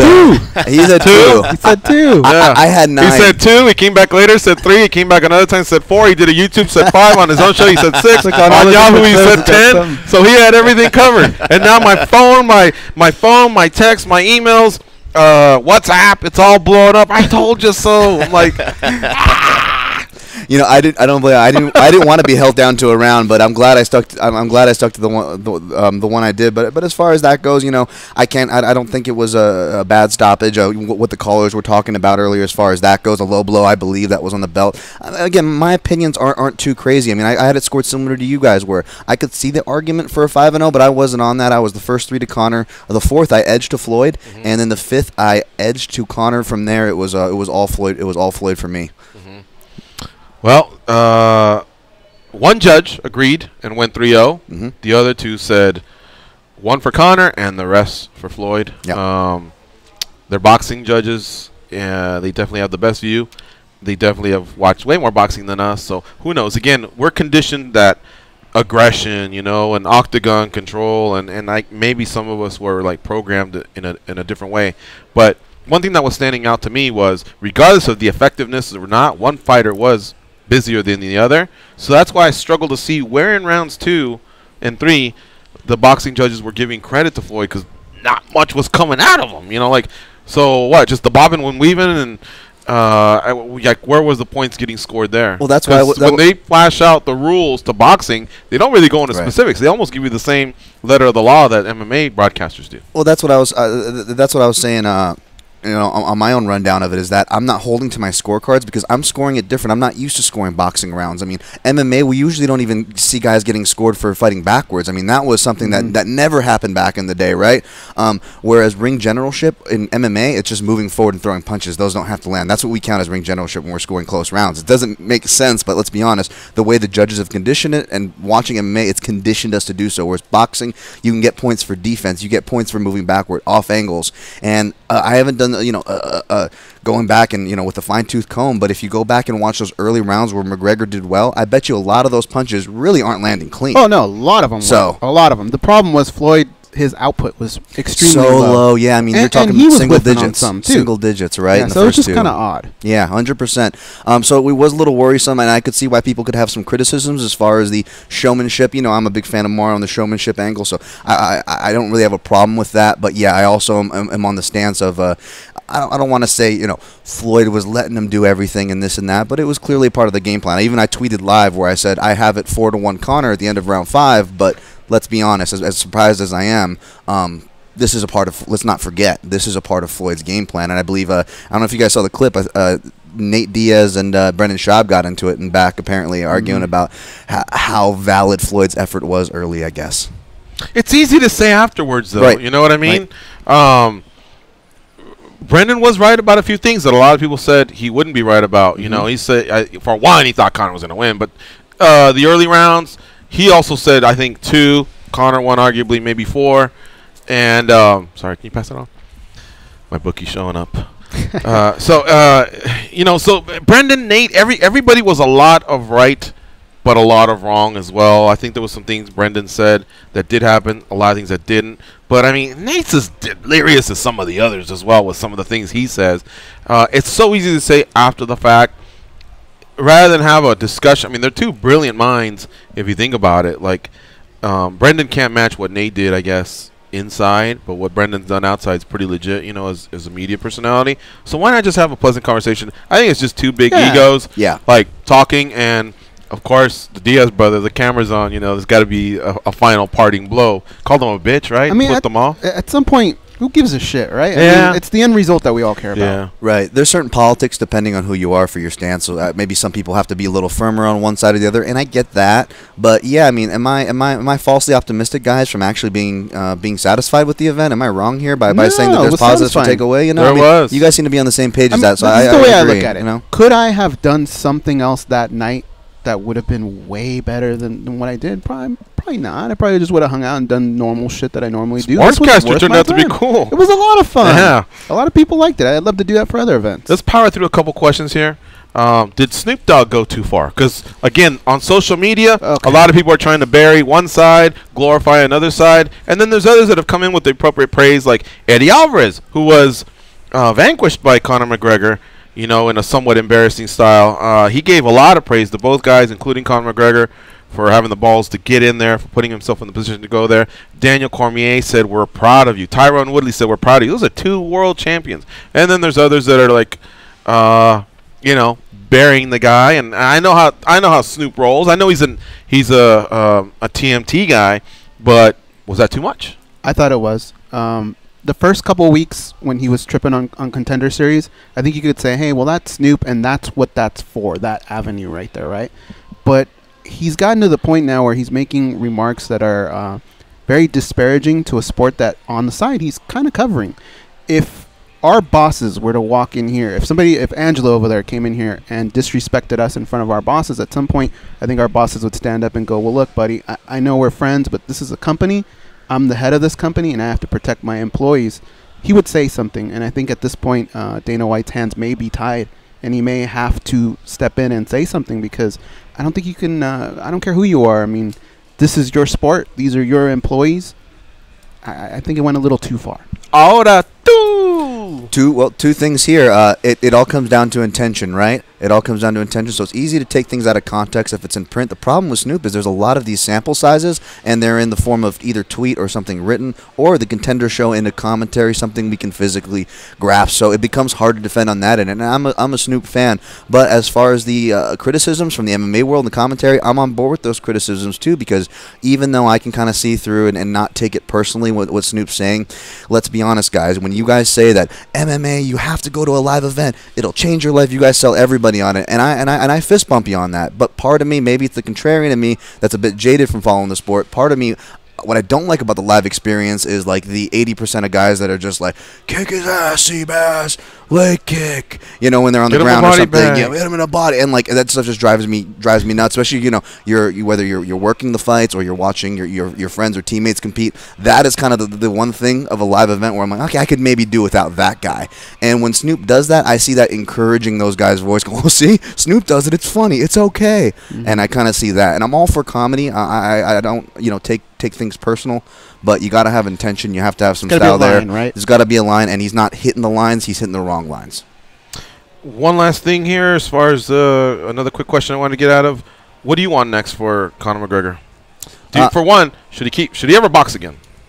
I can see the Paulie Malignaggi thing happening. Yeah, I can it's see him got doing it heat, for the money. right? I like it, yeah. And I would definitely go out to Brooklyn. Any excuse to go out to Brooklyn, I'll go for it if they can make that happen. But I do think he goes back to MMA. The problem is he can't do it unless it's lucrative, and the danger that Kevin Lee and Tony Ferguson presents, that makes me empty-handed. So apparently there's this talk, the rumor mill, Nate Diaz 3 for New Year's. That fits the timeline for the boxing timeline as far as Malignaggi, McGregor, if they wanted to do that, springtime next year. It fits that business plan. We might not like it as hardcore guys, but let's be honest, we're kind of seeing these chess pieces slowly start to assemble, right? Do I want to see him box? No, not anymore. But if he is, I'd like to see the Paulie Malignaggi fight. As far as MMA goes, man, you guys are going to hate me. I hate myself for saying this, but I kind of want to see the third fight with Nate Diaz now. Yeah. Over the unification? Then you know what they should do? Is sign that contract and just tell the other two, it's a contender. No, you're a champ. Why are you going to make, make him the champ? So actually, at that point, take away Conor's belt? Did you notice that Dana White the other day said it doesn't matter, like, it's not for sure that whoever comes out of that fight, that their next fight is against Conor. And I think that's silly. Stupid. You have to unify. No. Right. So you know what? Just simply say it's no longer an interim belt. We now know that Conor has committed to the UFC, and he will be defending against Nate Diaz. But then make the other one a 5-round fight if it's your main event. If not, just say it's a #1 contender fight. I'm good with that. But don't fucking keep playing around with interim, this, that, whatever. They're going to play around. I'm pretty sure that that's the fight they're going to make. I really do. I really think that's the one that's going to happen. I don't disagree with you. At what weight? 155? Yeah. Well, yeah, he's the champ. He's got to, right? That's what I think, but with all this talk, guys. Is that Danny? It's John. All right, my bad. This guy's a ventriloquist. No, with all you guys are talking, I'm almost getting confused because all that's in my head, guys, is a big giant thing of musical chairs from 185 with the precedence that's going to be set with this to 170 to lightweight to boxing, and I'm seeing all these cast of characters from Bisping to Woodley to McGregor to Malignaggi, and they're all doing their dance. Even Rafael dos Anjos. Why is he getting into this? They're throwing their pieces into it. I thought he wanted to. I thought he was the legitimate guy that got lucky in the Conor sweepstakes. He broke his foot or hurt his foot or whatever, but he's out. He's no longer the champ. He moved up to 170. I guess there's something like for trying to align yourself with Conor McGregor. He's a lotto ticket. He changes lives, but I think you have to be within like a certain circle. Like Kevin Lee is within a circle. He's fighting for an interim title. He's rising through the ranks. Rafael is at 170. He's not really a contender. Didn't he lose his last fight? Wait, he won his last fight, right? Yeah, he won. Yep. Yeah. So, but he lost to Ferguson's, who I'm thinking of. So he's just not even within like a stone's throw. You have to be within a stone's throw, I guess, to get involved in all that. Some of the celebrities that were in attendance: William Macy, Don Cheadle, Jay Farrow, Bruce Willis, Sasquatch, Michael Irvin, Danny Garcia, Tito Ortiz, Jamie Foxx, Tommy Hearns, Denzel Washington. John Orlando was there. Yeah. The referee, I only bring Robert Bird, Bird, I want to be a baby about it. got paid $25,000 for his effort. Burt Clements, Dave Moretti, and Guido Cavallari turned in got $20,000 for turning in ridiculous rounds 1 through 3. And let's see here, the gate and attendance. We're hearing the gate exceeded $80 million. The attendance was 14,000 plus change. This was for the super welterweight. This was in the super welterweight category, and it was just for a money belt created by the WEC. Also, on the undercard, Andrew Tabiti, Badu Jack, and Gervonta Davis scoring wins. We're hearing maybe in excess of or close to $1 billion generated by this fight. Just at first, when they first suspected what this fight could do, they were talking about $400 million. You know what you can do with $400 million? You can buy 13 NHL teams. You can buy any MLS team. You can buy any NASCAR team. And the 4 most expensive islands, they could be yours. And a lot of diapers. And a lot of diapers as well. Shit. I'll take the last 2. Diapers? That's crazy. And the island. That's crazy stuff that took place. Let's take this last break. You're listening to MMA Junkie Radio on Sirius XM Rush 93. Let's give the coach some time. We'll bring him in here. Angelo Reyes popping in. He's from the boxing world. I'm sure he can give some opinions on what he saw. And, of course, John Orlando, you've been stellar. Hang out with us. You can share your thoughts as well. And definitely let everybody know about Action Junkies dropping once a week. Him along with Jake Ellenberger. They do a great job. I've been on their show. So, definitely want to let John talk about that. All right, well, we'll be right back after this break.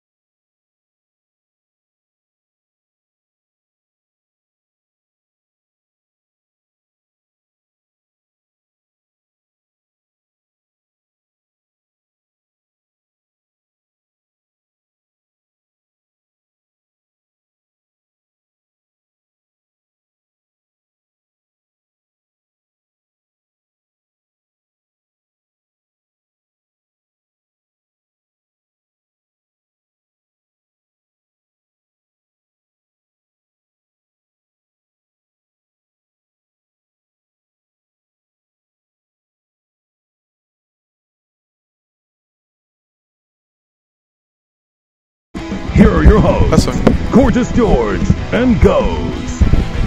All right, we're coming down the home stretch of another fine edition of MMA Junkie Radio. Just want to let everybody know that tomorrow we'll have Gennady Golovkin, Triple G, on the show. We'll talk about his upcoming fight versus Canelo Alvarez. Also joining us will be Colby Covington, who last week signed on to fight Damian Maia. He'll be on the show as well. Might have one more guest in studio. Tomorrow's also Dana White Contender Series 8. So we got to figure out if we're rolling over to that, because that's been a blast. Got to get them credentials in. All right, John Orlando's now out of timeout, and he's with us here. Still wearing a diaper, though. Still wearing a diaper? Yeah. The coach, Angelo Reyes, joining us as well from Cage Siders. Thanks, buddy. You're awesome, dude. You're awesome. You know, there were some people that was talking all that Connor smack, and they're not paying up. Right. But you, my friend, fair play to you, sir. Fair play. I love when he says that. Fair play. Fair play to him.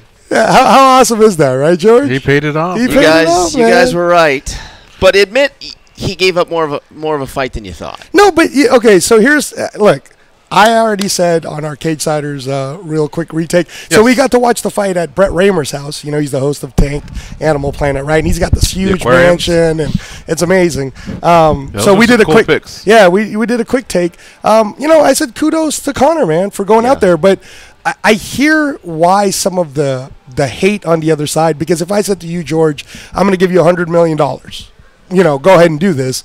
Really? I mean, you know, like, yes, he did try, but everything that Paulie Malignaggi said, especially after sparring him, which is why I did the Kevin Iole pick the way I did it, George, is I talked to Paulie.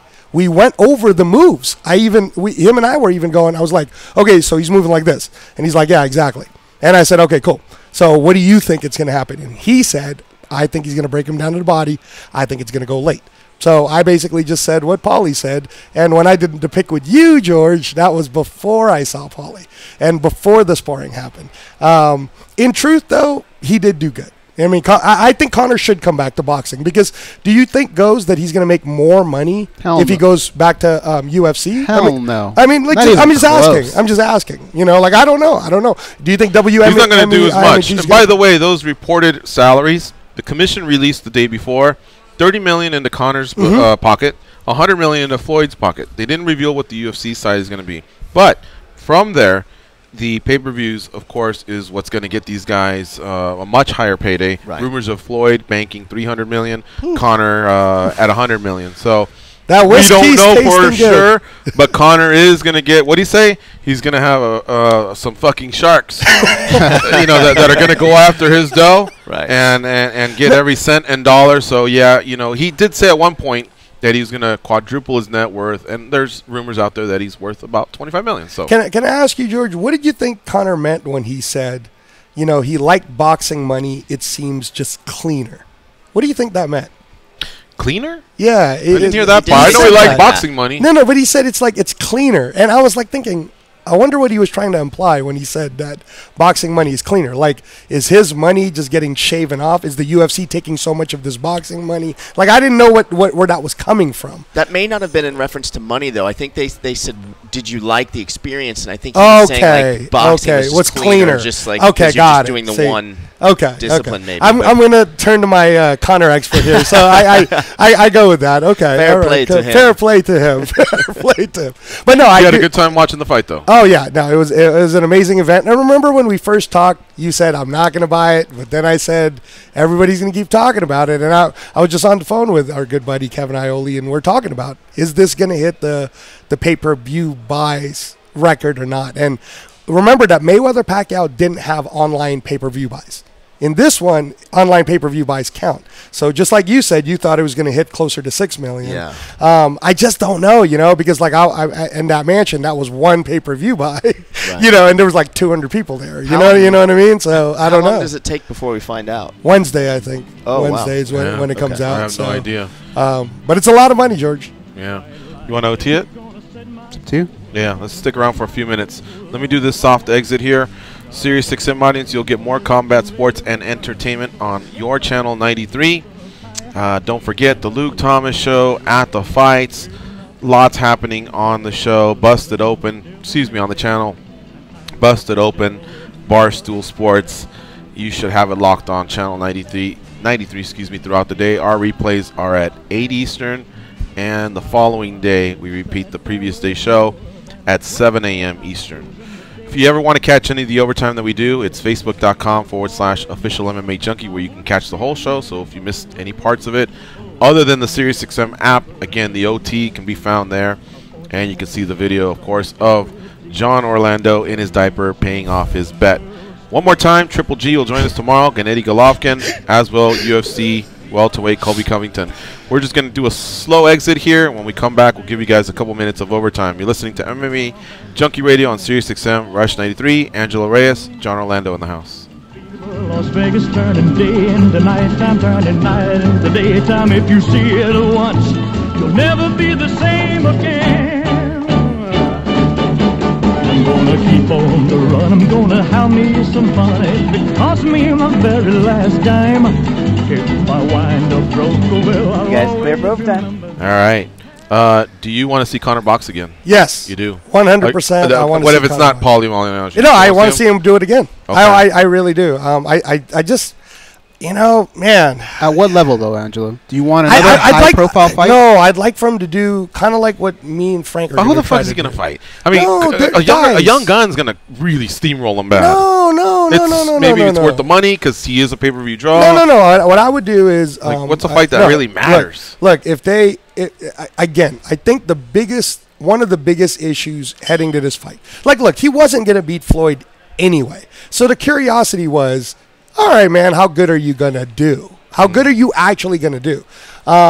So, yes, he got beat up, but he does have the conditioning, and it seems like he liked it. Seems like he wants to do it. So he has the money now, and oftentimes in boxing, your management or your managers are the ones that kind of provide the money to build you so that you could have a good career. So I think that if Conor really wanted to do it, kind of just do some fights, not so high profile. So build your name that's where up. Malignaggi steps in again because he's kind of out of the way. Yes, there's heat. But okay, if he's not fighting for some sort of a big stakes fight, I'm not interested to see him in boxing. I'd rather see him in MMA. Okay, and even though he makes a reported 10 to 20 million, whatever you want to believe in MMA, who's to say those numbers aren't going to get bigger? Even Dana White's conceding a possible stake in the company, or maybe just bigger purses.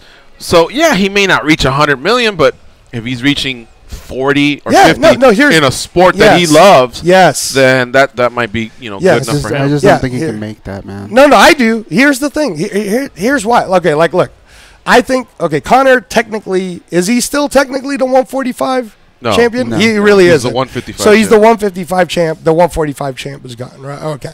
All right. He's been doing more boxing, though, right? I actually think it's more dangerous for him to go back to MMA because it takes a little bit of time to transfer your skill. That's part of what we saw, too, is it takes a lot of time to really understand how boxing works. Just like if you were no-gi grappling and then you were gi grappling, it takes time. Right now, he's in a groove of going into boxing. So to put him in a fight against Khabib or winner of Tony Ferguson, Kevin Lee, or even a Nate Diaz, let's say by December, I think that's actually more dangerous. And now if Conor loses that UFC fight, his legacy of being great is gone. The one legacy he still has is, hey, man, I'm the two-time champ of the UFC. So I think what he should do, safe bet and fair play and good money, is Paulie Malignaggi, right? And I actually think this too. If Conor, because obviously he works hard to build his body, if Conor could work his body hard enough to get down to 147, let's not forget that Paulie's really best fights were at 140. He was so skilled at boxing that he won the world title as the opponent at 147 against Shevchenko. And 140. He won two different No, I know, but 140 was his best. Like, he beat Juan Diaz twice, even though Juan Diaz robbed him the first time. Like, on and on about the shit things that happen in boxing. So Paulie's skill brought him up there. So now we're talking about skill and retirement, again, just like the Floyd fight. But Conor's still 29. Let's say, they do March, St. Patrick's, Barclays Center. We know that the Barclays Center owner likes both the UFC and Al Heyman. Al Heyman is the person that does deals for Paulie also, right? So you got a Paulie versus Conor. I don't know if Conor will concede 147 to him, though. I'm just wondering, because here's my whole point about the 147. If Conor fights 54, Paulie agrees. And Paulie will agree, because Paulie already right now is saying, I'll do the fight as a winner take all, because he seriously just wants to punch that'll never his face. happen, I know, but I mean, again, he just wants to do it. That's why I don't think Paulie's going to be the guy that sits there and goes, oh, you're going to have to give me $20 million to fight Conor. I think he'll fucking fight Conor for whatever is on the table just so he can beat the shit out of Conor in Barclays Center. And I really believe that. I really believe that him emotionally, he just does not like Conor McGregor. He felt that he was mistreated. He felt he got thrown in a crack house. He felt he was never told. He was used. His good name was used. And obviously Floyd Mayweather vindicated it by dedicating the fight to Paulie and beating his ass the way, it pretty much happened the way Paulie said it. So if Conor fights him at 54 and Paulie beats his ass, you just had a 140 retired, double champion beat you. And you were clearly bigger. And you saw Goze how much bigger he was than Floyd, right?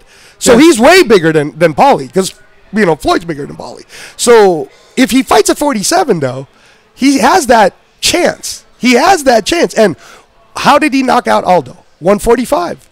So if he actually, he's not going to go to 47. He's got to deplete his body way too much. He's kind of done with worried that. him about he's boxing. Done with right 45, now. and I think he'll be done with 47. I think 54 is the way to go. 54 is where it's at? Okay. Yeah, he did weigh in at 53, but he'll come in at 54. He's not going to make it easy for Paulie, in my opinion. You know what I mean? Yeah. So, yeah. Well, that's the compelling thing. thing. But he'll get him paid, though. I know. And I'd love to see a fight because I love it when two people aren't eye to eye. Yeah. And here's the thing: because of the actual hate, and I know Paulie, so I'm swinging his side. But we can't tell. You know, analytically though, let me just analyze it. From what I saw of what Conor did, I can't see him beating Paulie. And in fact, I actually think, and I'll go on record and saying it, I think Paulie stops him too, which would be crazy. The bets for that would be crazy. It'd be like Paulie Malignaggi, who never stops anyone, stopping Conor McGregor. That's a 1,000 to 1, bet. I would bet the odds because I'm like, yes, I know. But we still don't know enough about Conor. What happened with Conor is he found out what happens in boxing when you've never really boxed before, or if you've never been in that experience. He threw the uppercut. Not having a trainer was a boxing. It was a bad idea. Bad idea. Hey, did a cut man even come in and put the insole on him at all? I wished like it was a Stitch Duran or a Rob Monroe. That could have gotten even worse and worse when it got to rounds 10, 11, and 12. Yeah, like Rob Monroe, Did you see one Doghouse. It could have been anyone. I don't think he had a cut man. No, it just kept. I mean, he had a cut. He had one, but was the cut man working on the eye? I don't know, man. I mean, Owen Roddy just kept giving him instructions. In fact, I think he was instructing him to take a round off. See, like here's that experience was lacking there. If he caught Floyd on a bad day, let's just say he did, and we were getting to rounds 10, 11, and 12. That inexperience would have really caught up to him. But, of course, it wasn't there. Right. But if he's going to do boxing, he needs to change things up. Question. I won't say the name unless you want to. We were at lunch last week with someone, and we were talking about Conor's hand wraps, and he said he's not knocking anyone out with those hand wraps. Do you think if the wraps would have been different, could the uppercut have made a difference? No, not even. I don't think the uppercut was as dangerous as people were making it. It was a good shot. Here's the thing. That was his best shot. That was the first round. And I mean, again, I'm not trying to be mean to Conor here, but if that was Canelo and he'd have hit Floyd with that uppercut in the first, that's a knockdown. Really? If that was Golovkin and he'd have hit Floyd like that, it was clean.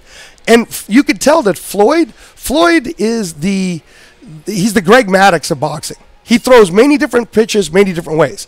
In this particular fight, he'd been saying it. He told it to the media. He said, I'm going to walk him down. I'm going to go toe-to-toe. I'm going to come forward. He did one dimension. It's like Greg Maddux saying, I'm going to pitch all 9 with the fastball. And I know my fastball is only 88. But I'm going to do it because you can't even hit a 60-mile-an-hour fastball. And that's why it played out the way it did. If Floyd really just wanted to use counters and box him like some of his other fights, probably would have stopped Conor earlier. I think the two things that saved Conor is I thought that John McCarthy, and I love Robert Byrd, but I thought John McCarthy would have been the better referee. And I'll tell you why. John McCarthy recognizes MMA techniques.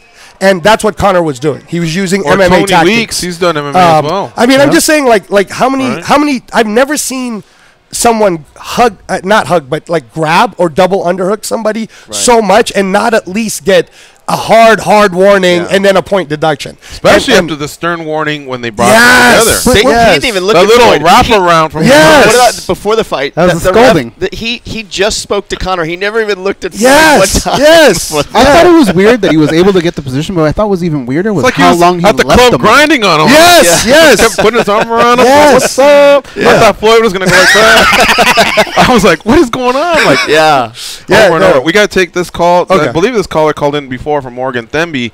Wants another crack. What's up, Themby? Not much. How you guys doing? We were great an hour ago. We're still great. Well, I'm glad you guys let me come back on. Yeah, no, I'm just busting balls. What's up? Oh, not much. Just thinking about the Paulie fight. Wondering how that would turn out. What do you think? Yeah, we want to know what you think.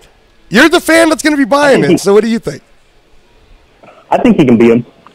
You think Paulie or Conor? With him before. Do you think Paulie will beat him or Conor? I think Paulie. No. I think Paulie. I think Paulie can beat him. I think Paulie has too many tricks in his bag. I've watched Paulie fight before, and he's been up against some big hitters, and I've seen him taking some big shots before, and weathered them. Lost the fight, but he took some big shots. I've seen him fight before. And I just think that, with Conor just has a lot of holes in it, and it's that cardio. It's that cardio, man. It's like how do you get past, if you're going to fight professional boxers and high-level guys, how are you going to get past that cardio, and then I just don't see him being able to fight and beat elite-level fighters. Well, you know what? I just don't see it. Okay. Go ahead. All right. Yeah, was that it then? Because I'm going to let you go. Is that it? No, there's, and but I feel that, Conor, he's good. He's tough. He has, he hits hard. He's not stupid. He knows the fighting game. It's just that I think boxing is just he needs a little more dimensional in the fight game. It's not like he can't learn.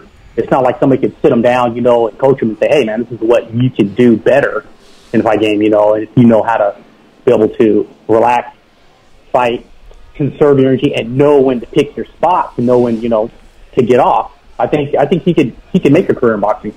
Okay, thank you for the call. Yeah, no, to be fair, look, Conor said, even way before this fight got signed, he said on Conan O'Brien show, there's many ways to beat Floyd, but boxing isn't one of them. So you know what he tried? He tried to go there and fight him like MMA style, and guess what? You got your ass knocked out. Now, here's the thing. This is why when we went on the show, John, I said, I want everyone to watch this because I'm so tired of people thinking that boxing is the same as boxing MMA. It is different. Right. It is different. I've never once disrespected Conor's ability to strike or say that he's not one of the best strikers in MMA. But I've always said his boxing isn't good enough. His karate makes up the difference. And when he's hitting people to the body with that front kick, spin kick, those angles throw everyone off. So then they start to drop their hands. And then now that uppercut starts to show a little bit better, that hand. But you know what? If you fought Floyd Mayweather and you had your hands down too, you would get your ass beat. And guess what we saw? We saw Floyd investing in the body starting in the second round. Yeah. Was really tearing him up in the third round. And Conor didn't have the answer to get away from it. And I don't think it's because Conor doesn't know. I think his ego got to him to the point where he wouldn't listen to people like a Barry McGuigan, a Freddie Roach, me. I'll throw my name out there because I feel like Conor's a good dude. Yeah. He's just bro, just relax. You would coach Conor against Paulie? No. I have to be on Team Paulie on that one. But I'm just saying, like if you just want the box. What if Conor's waving money at you? No, it doesn't matter. You dude. wouldn't have Paulie for the pass? No, dude. Because no. Paulie would pay me more anyways. I'll put it to you this way. Paulie wouldn't put me in a crack house. All right, so Paulie would put me. I'll put it to you this way. Paulie would hire me on as like a fourth coach advisor because he doesn't even really need any coaches to help him with Conor. But if Paulie hired me onto the staff, I bet you I'd still get treated way better than the way Paulie got treated. Hey, Diaper guy. Yes, let me ask you a question. Yes, talk to me. Have you learned your lesson?